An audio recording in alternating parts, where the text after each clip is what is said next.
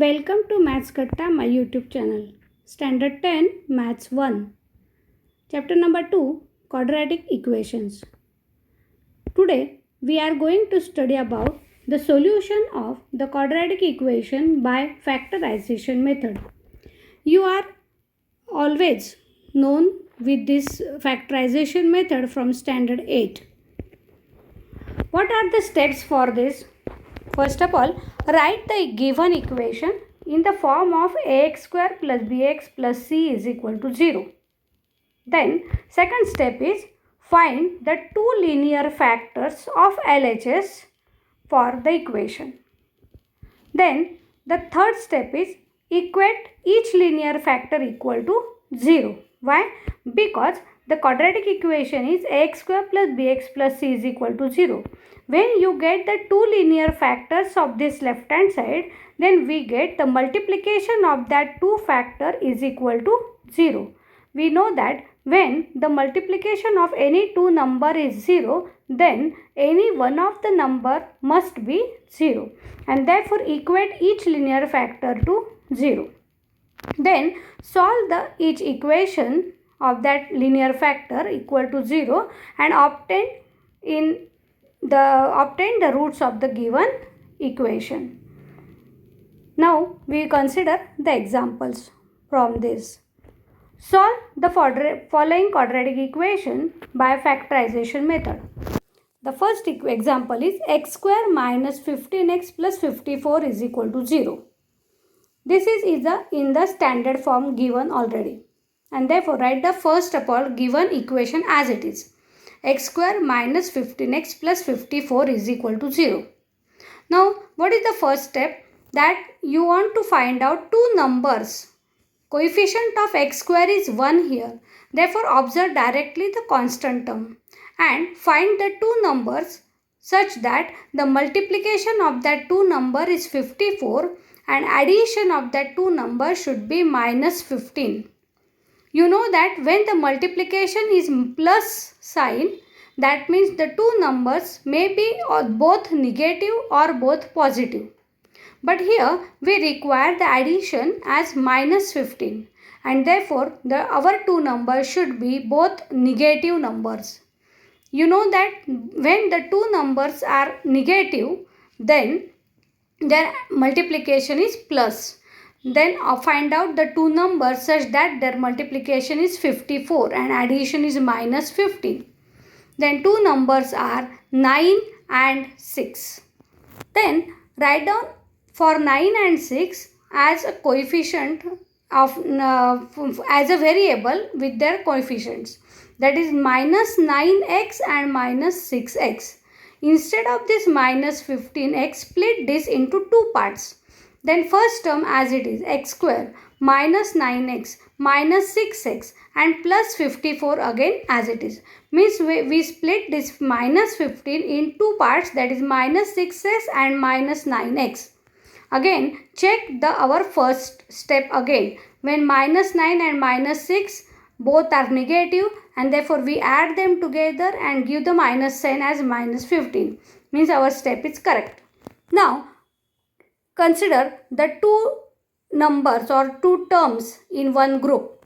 Group the x square minus 9x and second group is 6x minus 6x plus 54. Take x common from the first group. Then the bracket will contain x minus 9. From the second group, take the minus sign and 6. When we take minus sign common, then the plus sign will change to minus sign. And you know that my 54 is 6 into 9. When we take 6 common, then bracket will remain only 9. That is x minus 9. This bracket is same on this left hand side, right hand side 0 as it is. Then write down the common bracket first and the remaining terms x and minus 6 in the second bracket. Then x minus 9 and x minus 6 is equal to 0. Now this is a step in which there are two linear factors you have and on the left hand side. When the multiplication of these two factors are 0, then one of the factor may be 0. Therefore, I write down or. That is x minus 9 is equal to 0 or x minus 6 is equal to 0. Therefore, x is equal to 9 or x is equal to 6, and therefore 9 and 6 are the roots of the given quadratic equation.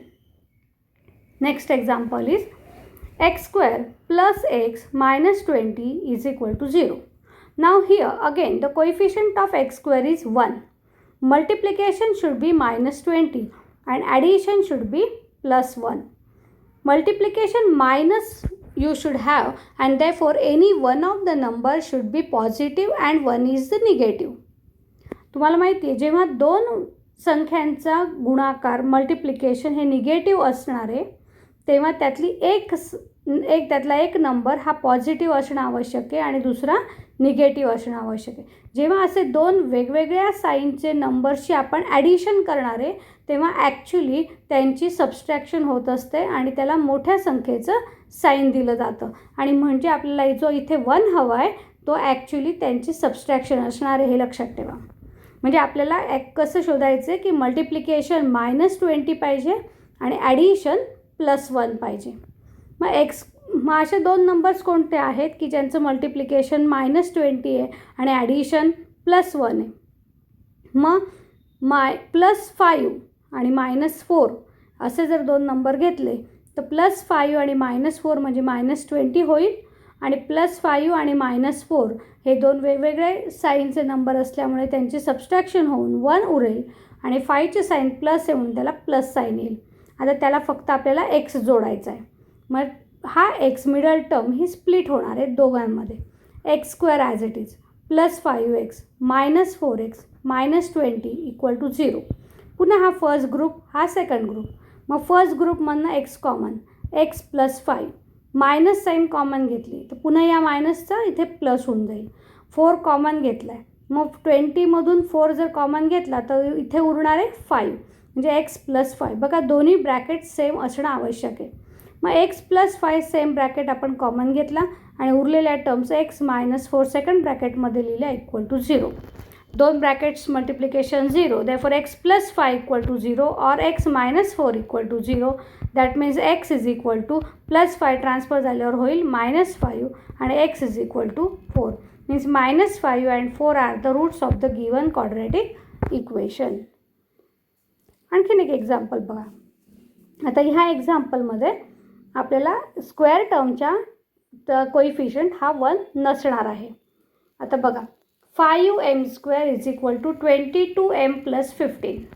आता हे equation standard फॉर्ममध्ये नाही आहे मग आपल्याला ते तसंच्या तसं लिहून नंतर ते स्टँडर्ड फॉर्ममध्ये आणायचं आहे. म्हणजे 5m² -22m -15 इक्वल टू 0. हे दोघंही टर्म आपण ट्रान्सफर केले म्हणून मायनस झाले इक्वल टू काय उरला 0. आता इथे m² कोइफिशियंट 1 नसेल तेव्हा मल्टिप्लिकेशन शोधण्यासाठी ह्या कोइफिशियंटचा आणि या कॉन्स्टंट टर्मचं मल्टिप्लिकेशन करून आलेल्या उत्तराच्या दोन संख्या शोधायच्या की ज्यांचं ते मल्टिप्लिकेशन असणार आहे. मग 5 × -15 इथे करून घेतलं आपलं आन्सर आलं आहे -75. म्हणजे आपल्याला -75 मल्टिप्लिकेशन पाहिजे अशा दोन आपल्याला संख्या शोधायच्या आहेत आणि त्यांचं ॲडिशन हे -22 आलं पाहिजे. मग आता पुन्हा इथे बघा मायनस साईन आहे म्हणजे -75 मल्टिप्लिकेशन असण्यासाठी एक टर्म पॉझिटिव्ह असेल एक टर्म निगेटिव्ह असेल आणि हा मायनस आहे म्हणजे मोठ्या टर्मला मोठ्या संख्येला मायनस साईन असेल. मग बघा 25 3 75 आणि त्यांच्यातला डिफरन्स आपण बघणार आहे कारण साईनचे वेगळ्या आहेत त्यांच्या. ॲडिशन करताना आपण त्यांचा डिफरन्स घेतो. ॲडिशन करताना -25 आणि +3चा होईल -22. म्हणून -22mचे आता याला m जोडायचा याला पण m जोडायचा आणि मिडल टर्म स्प्लिट करायचे. 5m² -25m +3m -15 equal to 0. पुन्हा दोन ग्रुप्स करा. 5m याच्यात पण आहे याच्यात पण आहे. 5m कॉमन काढला काय उरला m मायनस असाच m काढलेलाच आहे कॉमन. 25मधनं 5 घेतला आहे म्हणजे उरला आहे 5 m -5.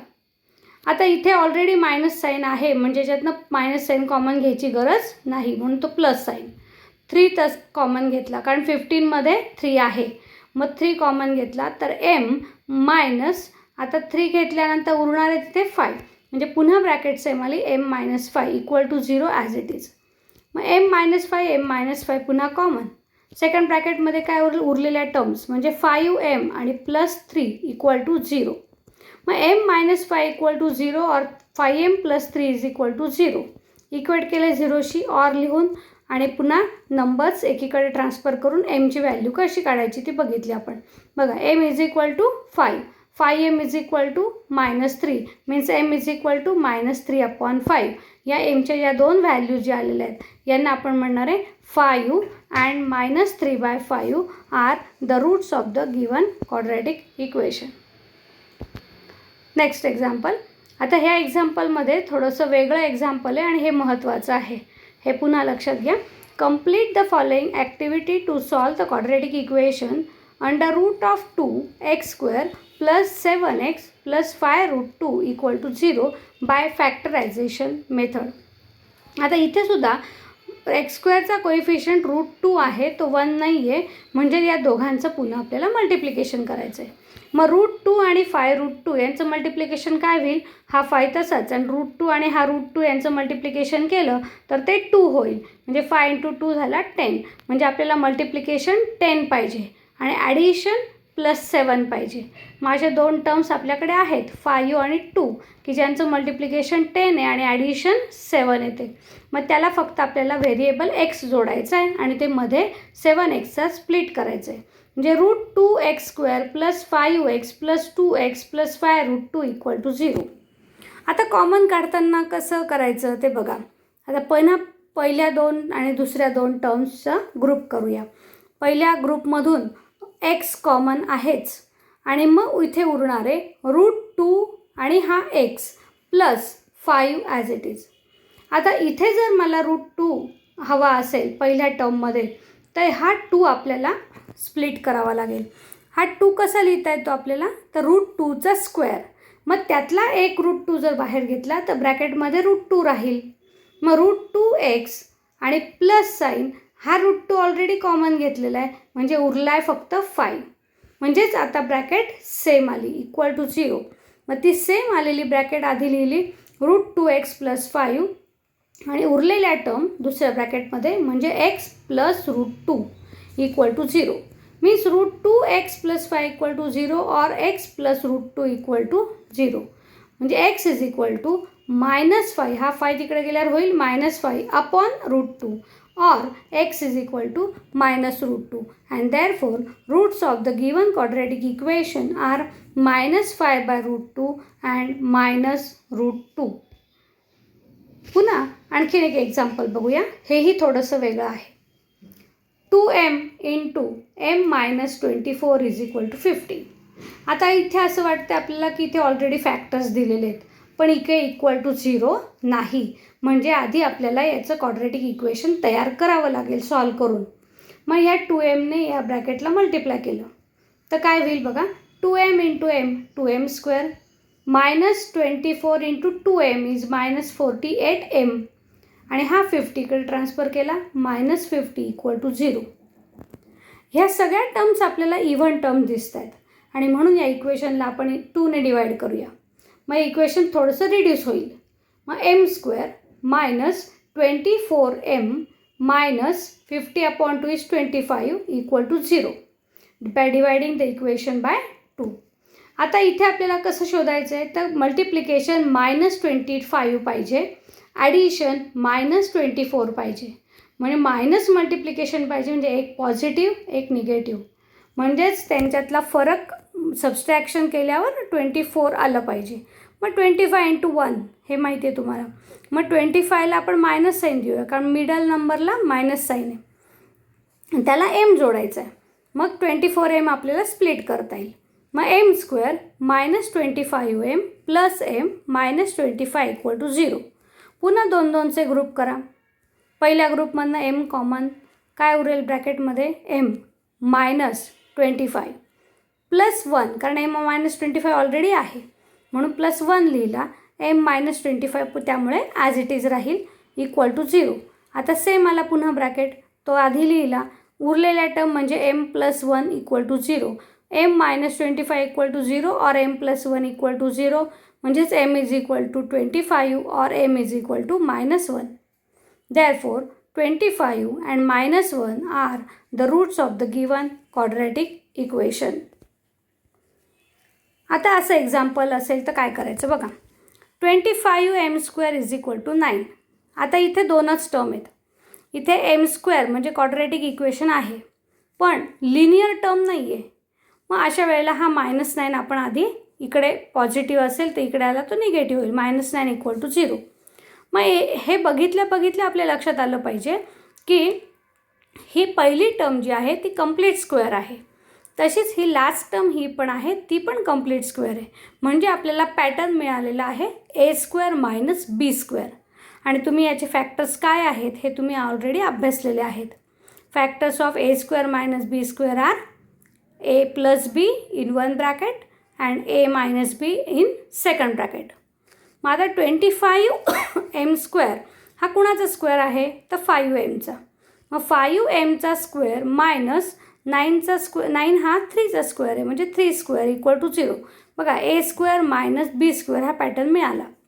मग आता त्याचे factors a plus b a minus b. a म्हणजे काय 5m, b म्हणजे काय 3. तर 5m plus 3 5m minus 3 equal to 0. मग 5m प्लस 3 इक्वल टू 0 और 5m minus 3 equal to 0 gives us 5m is equal to minus 3 or 5m is equal to plus 3. Again transfer in both equation 5 on right side. Then m is equal to minus 3 upon 5 or m is equal to plus 3 upon 5. Therefore, minus 3 upon 5 plus 3 upon 5 are the roots of the given quadratic equation. आता ह्या एक्झाम्पलमध्ये बघा, आता last term नाही आहे, first term आहे आणि second term आहे. बघा हे एक्झाम्पल कसं सोडवायचं. मागच्या एक्झाम्पलमध्ये मिडल टर्म नव्हती, फक्त फर्स्ट टर्म आणि थर्ड टर्म होती. फर्स्ट टर्म आणि थर्ड टर्म. आता ह्या एक्झाम्पलमध्ये फर्स्ट टर्म आणि सेकंड टर्म येते. ट्रान्सफर केलं इक्वल टू 0. फर्स्ट टर्म आहे, सेकंड टर्म आहे, थर्ड टर्म नाही आहे.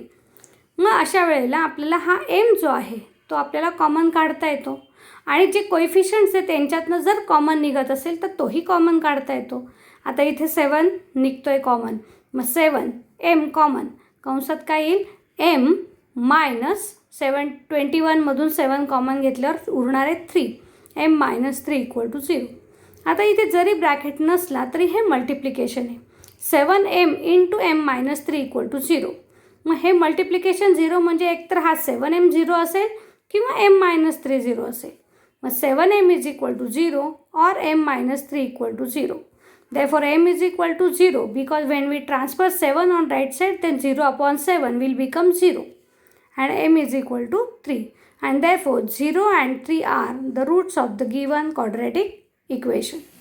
If you understood this video, then like the video, share it with your friends and subscribe the channel to get next notification. Thank you.